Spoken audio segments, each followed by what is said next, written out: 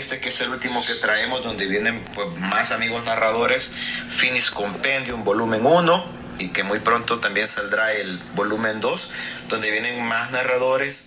Y bueno, esto es gracias precisamente a Alex Cabrera y a la apertura que hemos tenido de comenzar a crear lazos, redes, de contactarnos con narradores, con gente que está escribiendo, porque consideramos que en El Salvador hay muchos poetas y eso es muy bueno, pero también hay mucha gente que está escribiendo relatos, que son narradores y que andan como dispersos, como que no nos conocemos, no nos conectamos. ¿Y por qué no nos conocemos? Porque no comenzamos a leernos, porque no comenzamos a retroalimentarnos.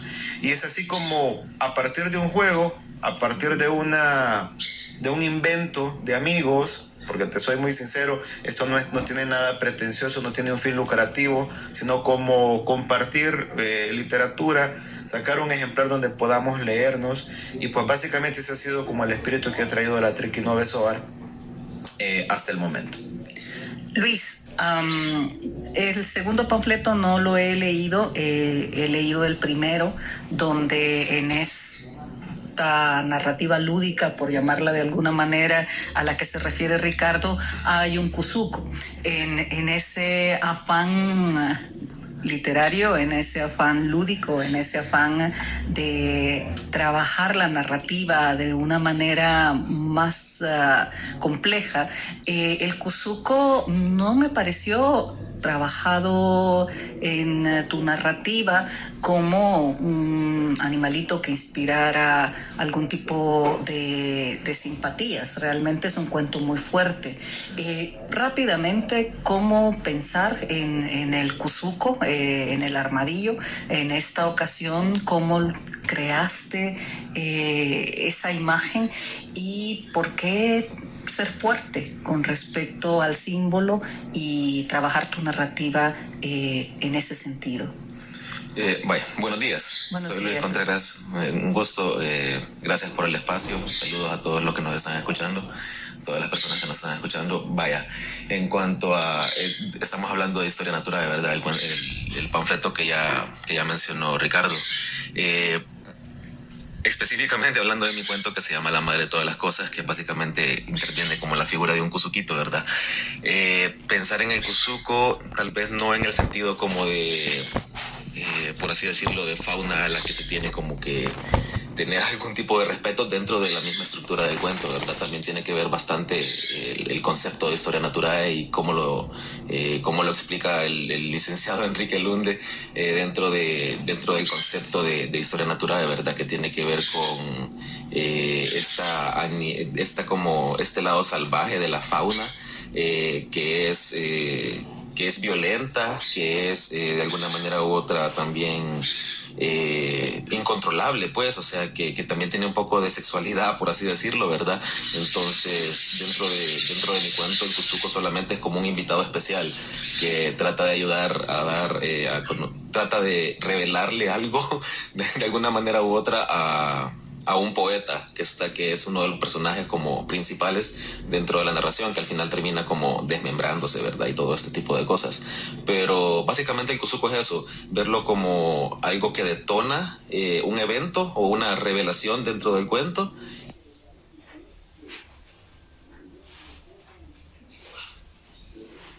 También a la vez tener esta imagen de la fauna salvadoreña, por así decirlo, que de hecho Ayatuxtepeque significa Cerro de Cuzucos, y es donde yo pensé este cuento, que se desarrolla como en Deep Sibar, básicamente. Entonces, básicamente eso es lo que pienso cuando pienso del cuzuco, ¿verdad? Cuando vuelvo a retomar la idea del cuzuco. Ciertamente el licenciado Enrique Lunde hace referencia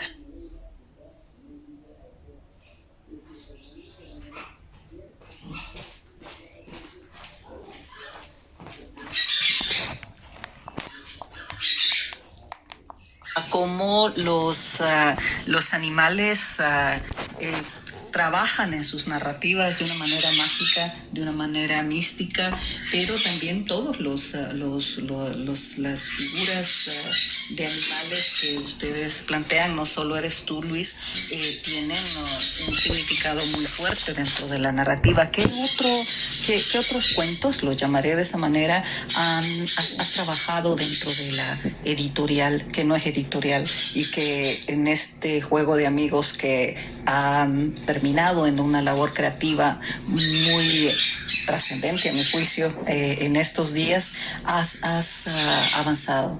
Fíjese que por el momento solamente yo he participado en Historia Naturae con La Madre de Todas las Cosas, que es el cuento del Gusuco, pero en las próximas, por ejemplo, en el segundo compendium, que va a ser como dos volúmenes, ¿verdad? Voy a tratar de meter algún texto por ahí, a ver si queda, debido a la calidad y por otros, como por así decirlo, tecnicismo literario, ¿verdad? Que tratamos de siempre mantener dentro de los textos, vamos a ver si pasa, pues, o sea, el filtro, y si pasa, pues con todo gusto voy a seguir publicando en la editorial, que ese es como el pensamiento, ¿verdad?, que tenemos detrás, que siga publicando diferentes panfletos con diferentes conceptos. ¿Y qué has pensado?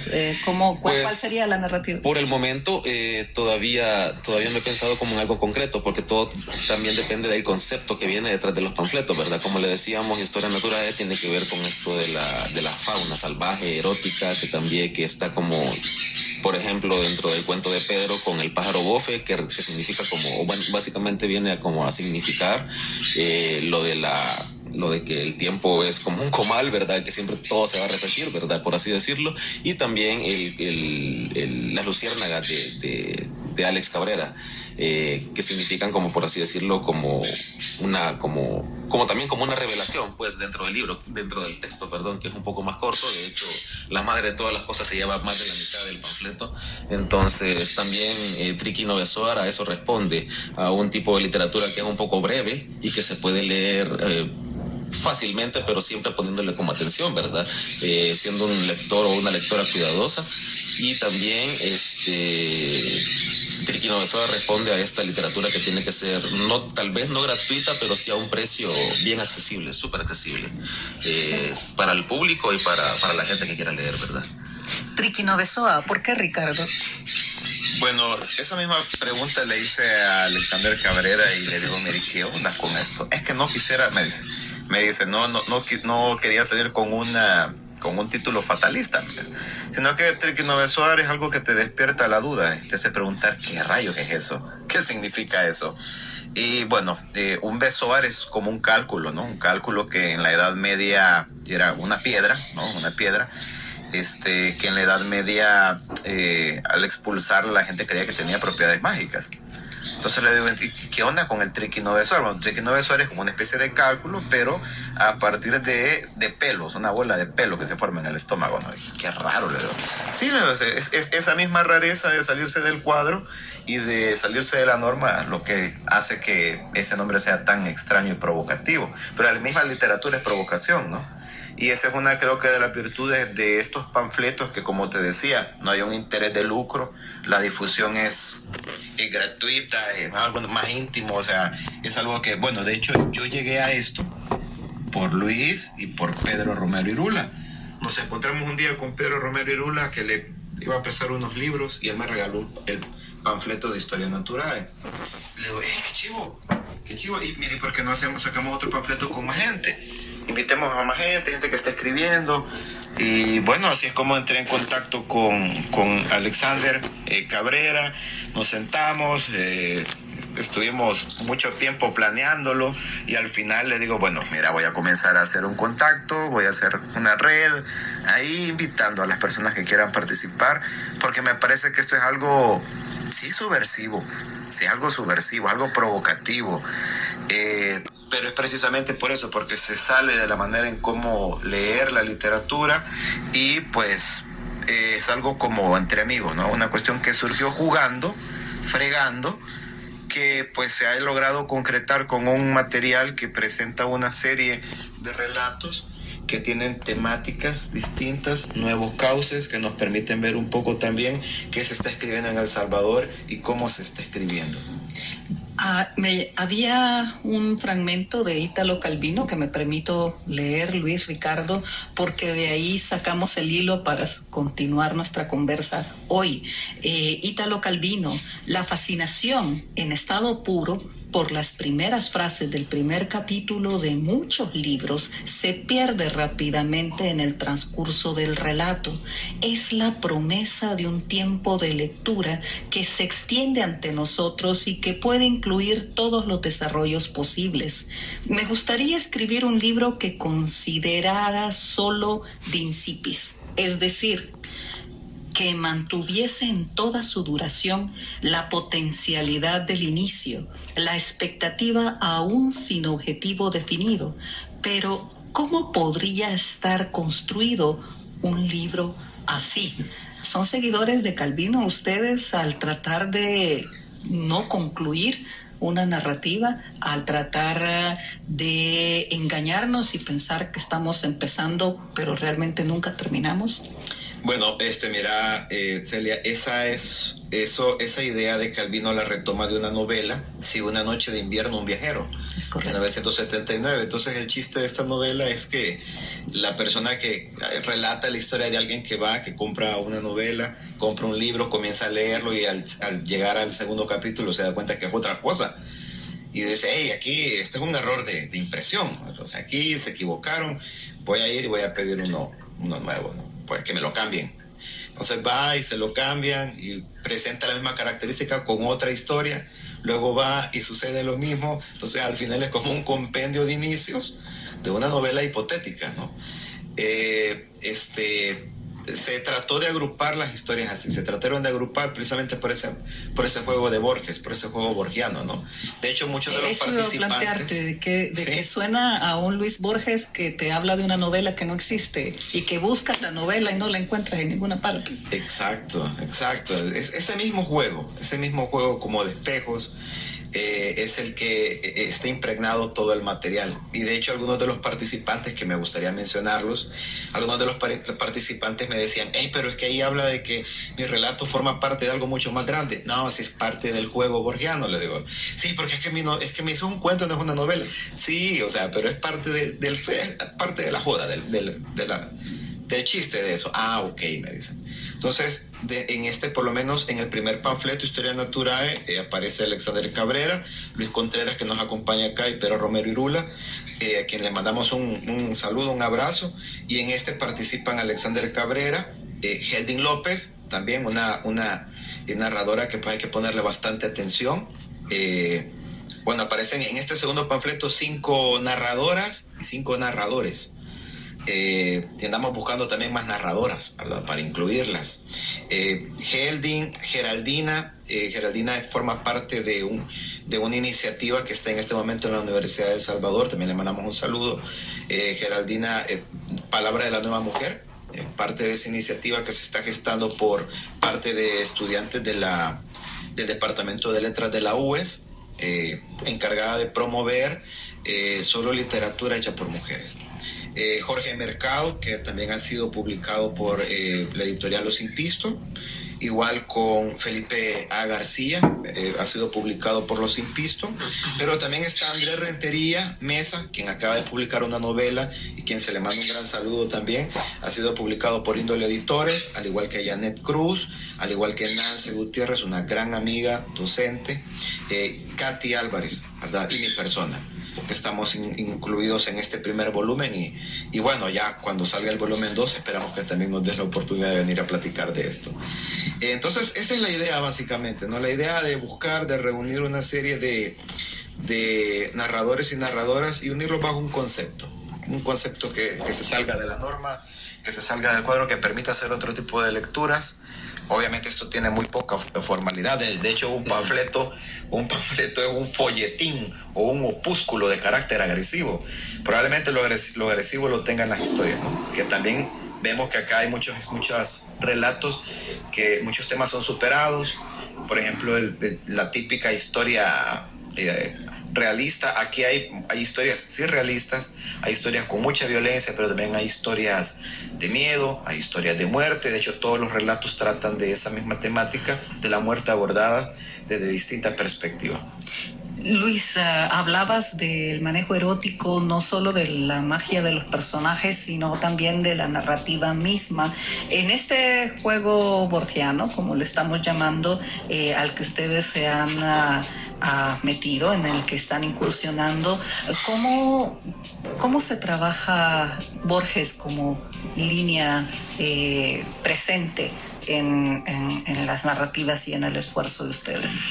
Vaya, fíjate que por lo menos del lado de Historia Naturae, que es el panfleto en donde yo estoy, ¿verdad? Donde yo participé, este juego borgiano todavía no se había tomado dentro de la editorial, ¿verdad? Esto es una iniciativa que se dio dentro del segundo panfleto, dentro del compendium. Entonces, dentro de ese, al parecer, es esto mismo que dice, incluso está en el epígrafe, ¿verdad?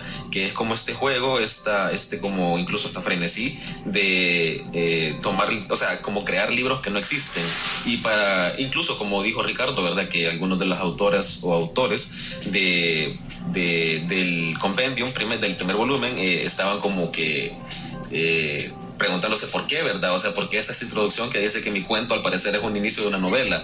Entonces, lo único que podría decir yo de este juego de compendium, que no estuve muy metido dentro de la creación, ¿verdad? Y todo esto, es que básicamente eso, o sea, un juego, algo que se creó por Jodarria, pero también que tiene un trasfondo literario bastante fuerte, ¿verdad? Dentro de autores como Italo Calvino y también de Jorge Luis Borges. ¿Cómo describirías a Enrique Lunde? No estoy hablando de Alex Cabrera.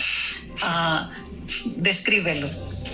Bueno, lo describiría como una persona que tiene, para empezar, un vocabulario bien, o sea, sorprendente, ¿verdad? Para ser alguien que no existe, pero también que tiene un punto de vista bastante claro de qué es lo que Triqui Novesor, quiere dar a conocer como literatura, quiere dar a conocer como relatos nuevos, por así decirlo, tal vez que rompan con algún tipo de paradigma, ¿verdad?, dentro de la literatura salvadoreña, pero es básicamente eso, que tiene como bastante clara las cosas que se publican dentro de Triqui Novesor, y por eso mismo es que el proyecto se ha vuelto tan interesante, porque a lo largo de, por lo menos de la historia de la publicación, por así decirlo, de literatura salvadoreña, ya sea narrativa, poesía o cualquier otro tipo de manifestación literaria, ¿verdad? Se siente que a veces como que, por así decirlo, los editores en jefe o editoras en jefe no como que se les va de control, por así decirle, el juego editorial que tratan de plantear dentro de su propia marca, ¿verdad? Entonces, en cambio, Enrique Lunde y Alex Cabrera no siento yo que están como que bien al tanto de lo que quieren dar a conocer como su proyecto literario. Entonces, en ese sentido, es un proyecto que llama bastante la atención, sobre todo por así decirlo, como lo callejero o lo underground del asunto, ¿verdad? Que también ese tipo de cosas a mí me llaman bastante la atención. Te engañan, porque empiezas a buscar a un Enrique Lunde y te das cuenta que no hay un Enrique Lunde, o empiezas a buscar un maestro Mastropiero, por ejemplo, con Lelutier, y tampoco encuentras al maestro Mastropiero, y empiezas a darte cuenta de que ustedes están trabajando una manera muy retadora de tratarnos a los lectores. Realmente nos están retando, y de repente uno empieza a decir, ¿cómo? ¿Es una novela o no es una novela? ¿Es un cuento o no es un cuento? ¿Existe Enrique Lunde o no existe Enrique Lunde? Y en ese juego borgiano, y retomando precisamente la idea de Calvino de empezar permanentemente en buscar potenciar al máximo cuando te capta el inicio de una narración, ya sea cuento, novela, poesía, ¿cómo van ustedes a trabajar la idea con una sociedad que no es tan retadora y no es tan manejable con respecto a trascender de lo conservador? ¿Cómo los ha recibido el pueblo? ¿Cómo los ha recibido los ambientes propios de los escritores con esta propuesta? Hasta el momento no nos han recibido. Hasta el momento no nos han recibido, como te comentaba, Celia, esta es una cuestión más pues primero no, más como gratuita, como íntima. De hecho, vamos a subir esos panfletos a PDF. Ya está el primer panfleto en la cuenta de Twitter, Triquinovesoar. Ahí está el primer panfleto donde participa Luis, Historia Natural. Y pues pronto también vamos a subir para que la gente tenga acceso a él y pueda leernos, ¿no? Realmente no hay un interés así como para llegar y acaparar la atención. Yo creo que si el material tiene calidad, si los textos están bien escritos, si tienen la capacidad de ser publicados, pues ¿por qué no sacarlos a la luz y mostrarlos? Pues yo esperaría que mucha gente lo viera con agrado.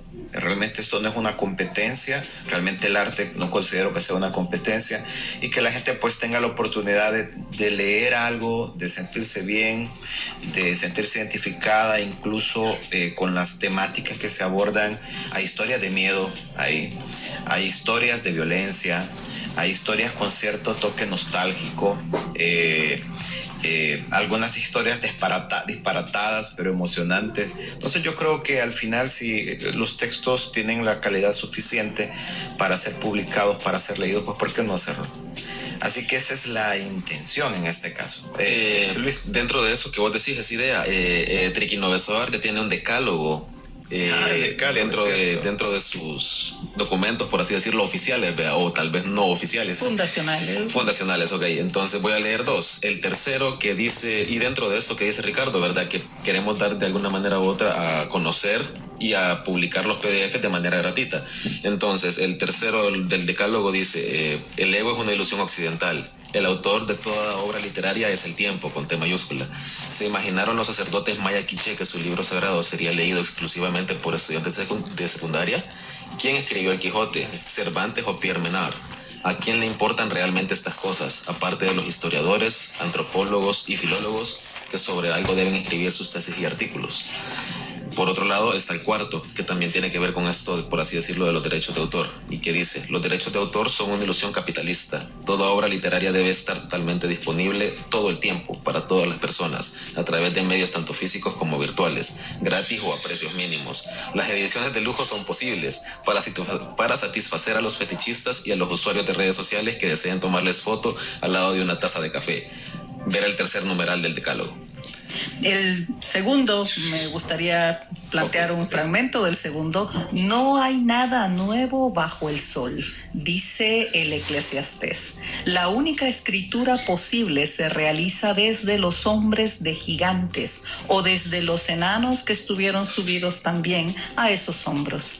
Desde los de Homero, por ejemplo, Joyce vio sus 24 horas en Dublín, y desde los de Faulkner se hicieron todos los libros tempranos del boom. Es decir, ustedes no están trabajando para lucro, no están trabajando para que el libro esté en una biblioteca de lujo, están trabajando para ser leídos. ¿Cuál es el objetivo de su editorial, que no es editorial?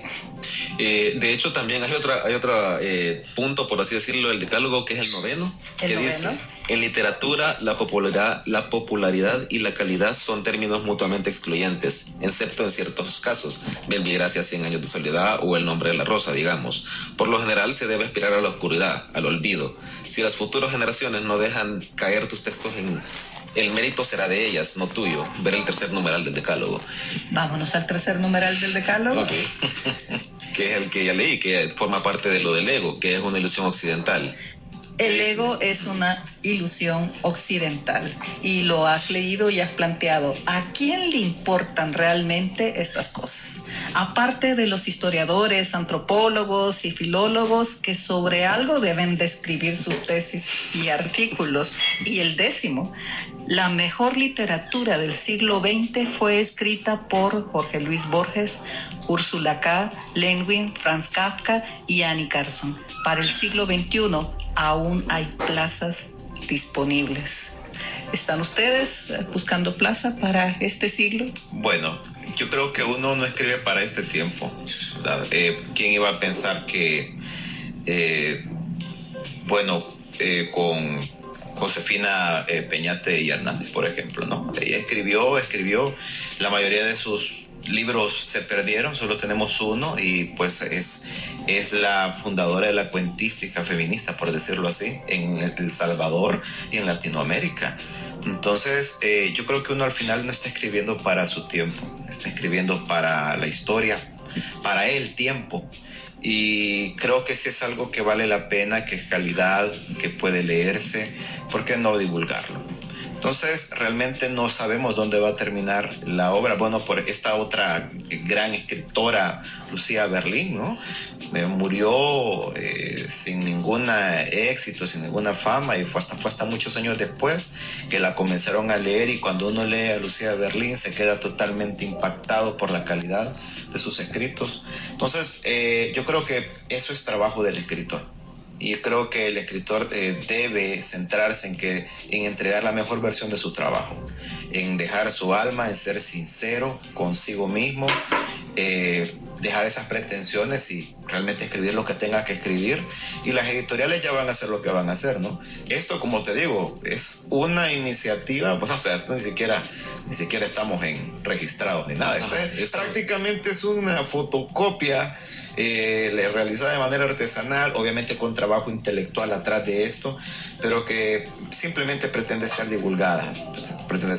De hecho, será repartida entre los autores que acabo de mencionar, cada una, y cuántos van a querer, o sea, por un precio nada más módico, por todo lo que involucra este papel, este cartoncillo, la pega, ¿no? Pero no hay ningún otro interés más que puede divulgarlo. Y claro, si hay alguna otra iniciativa que quiera replicarlo o algo, pues qué bueno, ¿no? Trascendemos, estamos hablando, Ricardo hizo una frase, planteó una frase muy fuerte, Luis. No escribimos para este tiempo, escribimos para el tiempo. ¿Cómo desarrollarías más esa idea desde la editorial? Pues yo creería que, o sea, siempre pensando en los lectores, ¿verdad? Y dejando un poco al lado del tiempo, el punto es ser leído, ¿verdad?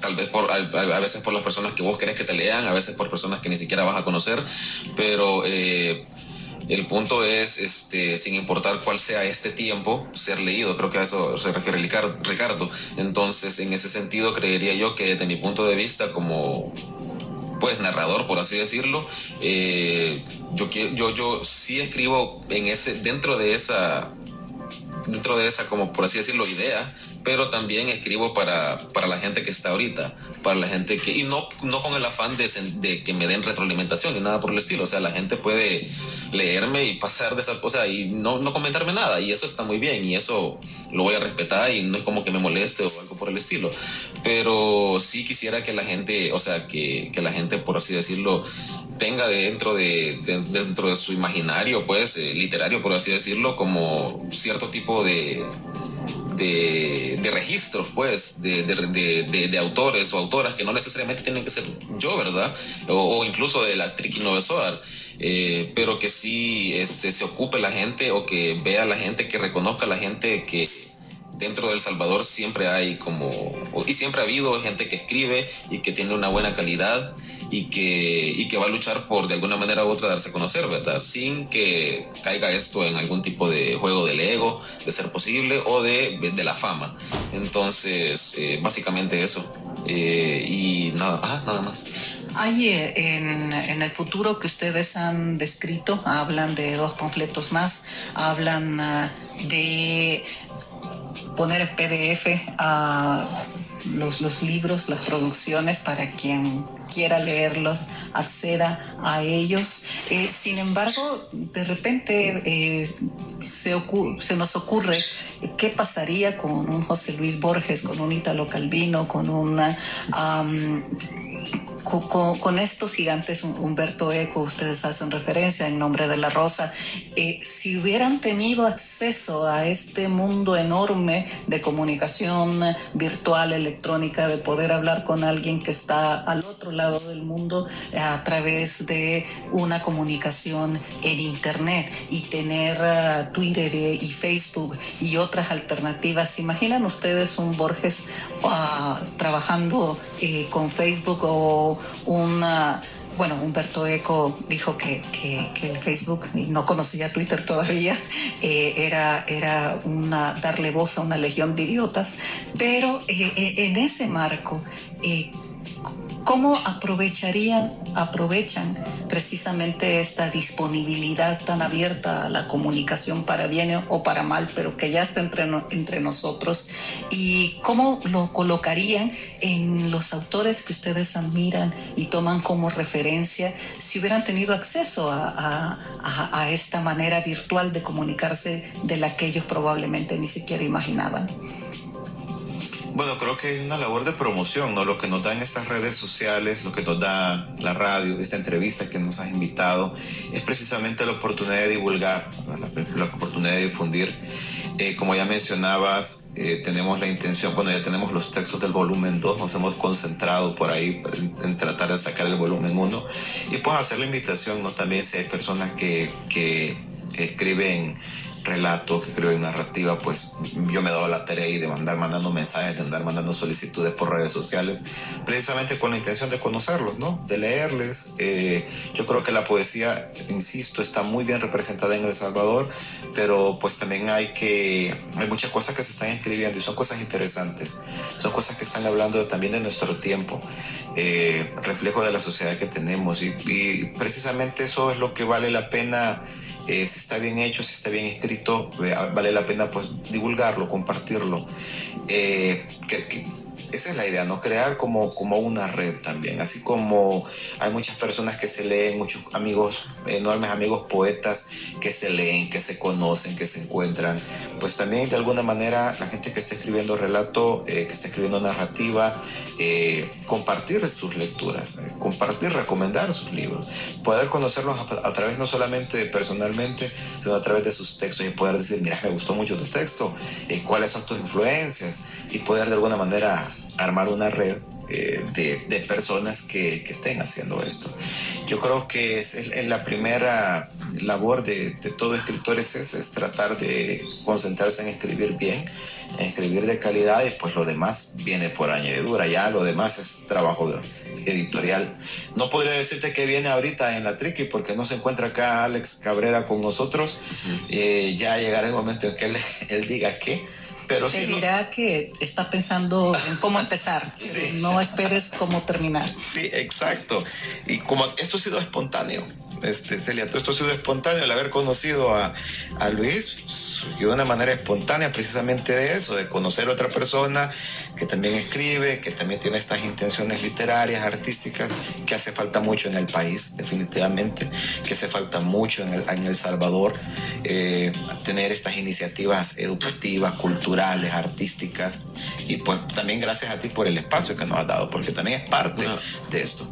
Una cosa que hay que resaltar es esto de que Ricardo ya mencionó, que no es una editorial registrada, o sea, no hay ningún registro en el CNR, en el Centro Nacional de Registros de esta editorial, pues, lo cual lo hace una editorial ficticia, básicamente. Pero, por ejemplo, yo también en el momento en que salió Historia Natural, ya me dediqué a donar un par de ejemplares por ejemplo, a la biblioteca de la UCA, para que, pues, de alguna manera u otra, si alguien llega a ver Triquinovesor en algún lado, ya sea en Twitter o creo que por el momento creo que solo están en Twitter, pero pues que se busque, ¿verdad? Y que vean, y que incluso cualquier lector o lectora que ande dentro de los pasillos de la biblioteca, pues encuentre este panfleto que al parecer no tiene como lomo, o que está todo rupestre, por así decirlo, ¿verdad? Que es un ejemplar artesanal, se empiece como a preguntar, ¿verdad? Y que vea los dibujitos, porque cada cuento tiene su figura, ¿verdad? Su dibujo, que vea que pues está en latín, que diga qué es un triquinovesor o trichinovesoar, ¿verdad? Lo que sea, y que empiece como a ver los epígrafes de Italo Calvino, de Herbert Herzog, de Historia Natural, y que empiece a ver esto de los textos de Enrique Lund, de cómo presenta Enrique Lund de los textos, sobre todo del compendium. Una novela que no es. Una novela que no es. Y básicamente eso, pues, como les digo, ya está Historia Natural en PDF, entonces es algo sin fines de lucro, pero que sí lo tomamos muy en serio, que hay un trabajo intelectual profundo detrás de cada entrega, ¿verdad? Y que y que pues básicamente estamos abiertos a cualquier persona que quiera participar con nosotros dentro de la narrativa, ¿verdad? Y siempre tomando en esto que a pesar de como de la no oficialidad del asunto, es algo bien serio y que es algo que pues nos llena como de alguna manera u otra de ganas de seguir, ¿verdad? De que nos motiva.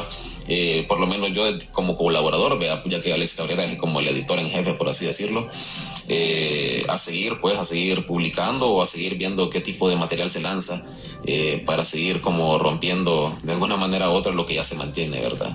Te anticipas a una de las últimas preguntas, ya se nos fue el tiempo prácticamente, pero te anticipas a una pregunta con la que pensaba cerrar nuestra conversación. Sin egos, lo cual es muy difícil en estos ambientes, ya lo saben ustedes mejor que yo, pero tratando de despojarse del ego, de ver que está publicado lo que has escrito y esperar de que trascienda a este tiempo y a el tiempo. ¿Qué esperas con respecto a la retroalimentación de quienes te leas? ¿Esperan ustedes un espacio en donde quien les lea, que no sea necesariamente otra persona que también escriba o esté incursionando en la escritura, ¿cuál es la retroalimentación que ustedes esperarían a partir de alguien que les ha leído, Luis? Pues, en primer punto, realmente ninguna. O sea, pero sí es bienvenido siempre, ¿verdad? Digamos, yo ando bastante en bus, yo ando bastante a pie, o sea, caminando, y pues, o sea, ando comprando en tienditas, ¿verdad? Ya sea que una mascarilla o un Powerade o algo por el estilo. Pues, o sea, puede ser en lugares tan, por así decirlo, inverosímil, ¿verdad? Como ese, de que alguien se ponga, hey, vos sos Luis Contreras, o hey, vos sos Ricardo, o hey, vos sos Alex, vos sos Pedro, Romero Irula, te estoy leyendo. Aquí tengo, de hecho, un ejemplar de Triquinovesor, ¿verdad? Y podés estar en la fila del banco, podés estar en el lugar más burdo del mundo, del país, pues no sé dónde eso sea, ¿verdad? O sea, hay tantos lugares donde pensar, ¿verdad? Pero al pensar en retroalimentación, no creo que, o sea, sería un lujo o un privilegio tener como la retroalimentación de tus lectores, ¿verdad? O tus lectoras, pero realmente no espero nada, o sea, no espero como la búsqueda por decirme qué piensan de mi texto, ¿verdad? Es como que vos podés pensar lo que vos querrás y eso está súper bien. Gracias por leerme, pues, y gracias por pensar algo a partir de esto, pero realmente no hay como algo que satisfacer de parte de mí al escuchar tu retroalimentación. Sin embargo, es bienvenida, ¿verdad? No es como que sea tan pedante el asunto. No suena pedante, puedes estar seguro de eso. Lo mismo puedo decirte, ¿no? Realmente yo creo que lo que uno espera es que la gente le agrade, ¿no? Como bueno, que si mi texto te dijo algo, que bien, me alegro mucho. Si no te gustó, pues igual, pero ahí estamos haciendo lo que nos gusta al final, lo que nos apasiona, lo que realmente nos llega, y poder ver que otra gente también esté en eso, por lo menos a mí me motiva personalmente que otra gente también esté escribiendo como que hey, hay gente que también está en esta misma afición, hay gente que también le apasiona lo que a mí me apasiona. Eso es chivo. Y pues igual, yo creo que retroalimentación, más allá de ninguna, nada más que me digan, hey, mira, te gustó, y si te gustó mi texto, qué bueno que te haya gustado. Creo que eso se aplica en todas las ramas del arte, ¿no? Igual en alguien que pinta, en alguien que hace una escultura. Si llegó al final alguien y eso lo movió a algo, pues qué bueno. Es un punto en donde lo resumen de esta manera: están haciendo lo que les gusta. Exacto. Y al final de cuentas han entrado en un juego que probablemente no tendrá fin, pero no hay nada más serio que jugar. Ha estado con nosotros Triquinovesor, editorial, y dos de sus expositores principales. Muy buenos días acá en 106. Radio. Gracias, Ricardo. Gracias. Muchas gracias por estar esta mañana con nosotros. Saludos a todos los que nos escucharon, a Pedro Irula, incluso también a Laura Montiel. Un saludo hasta vos. Te mando un beso, nada más. Igual a los participantes. ¿Mandas más besos a quién ahora? No. A los participantes, Alexander, a Helding, Nelson André, Janet, Felipe, Geraldina, Jorge Mercado, que me escribió y que nos está escuchando, Nancy Gutiérrez, Katy Álvarez, y bueno, los que también esperamos que poder armar el volumen 2. Gracias, gracias a ti por el espacio. El espacio es de la radio y está abierto a ustedes. Comuníquense cuando estén las nuevas ediciones y aquí estarán invitados siempre. Muy buenos días. Gracias. Ya regresamos.